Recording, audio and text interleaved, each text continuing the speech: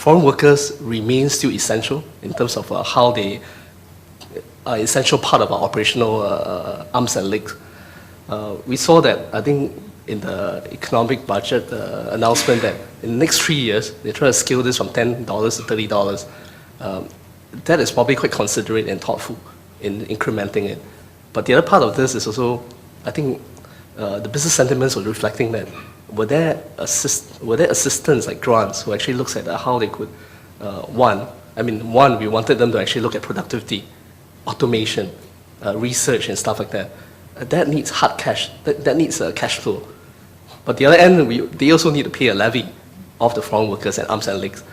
So while they were investing in those automation, they realized that extra headcount is required. So therefore, the cash flow are tied to both ends. So some of the business sentiments basically said it's a double whammy.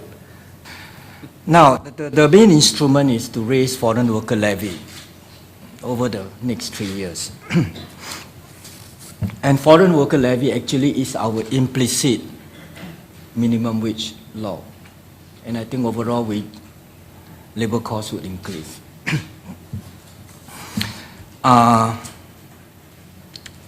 The measure, especially on foreign worker levy, looks mild.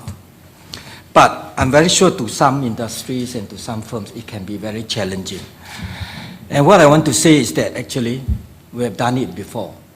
In 1979, Deng Xiaoping visited Singapore and we knew that China was going to embark on economic reform. So we raised labor costs a lot from 79 especially to 1981.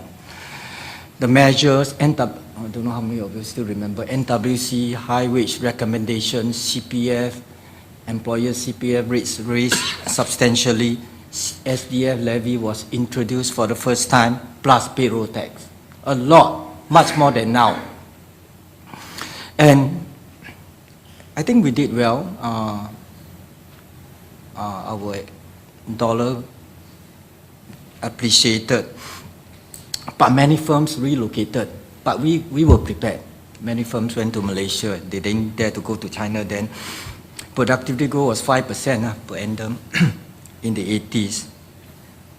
But what I wanted to say is that what happened in 85? High cost. Our exports not competitive. What happened then? We lowered CPF contribution rate from 25% to 10%. I've been saying, we could have suffered a subprime crisis in 1986. But I guess the government's smarter.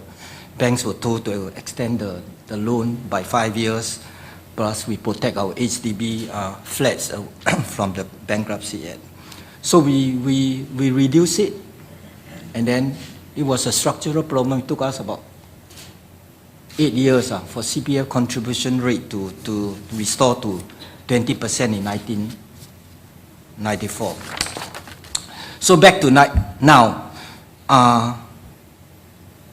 Can we afford to have firms to relocate from Singapore to other countries?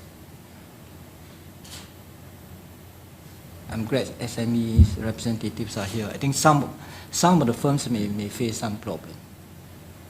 And if we can't, are we prepared to reverse the gear? This is something I thought maybe we can do it instead of 3 years, do it in 5 years. We're heartened by the extension of the tax deductibility for donations to IPCs, and it certainly would be helpful, especially if the economic recovery is firm. That's a big if.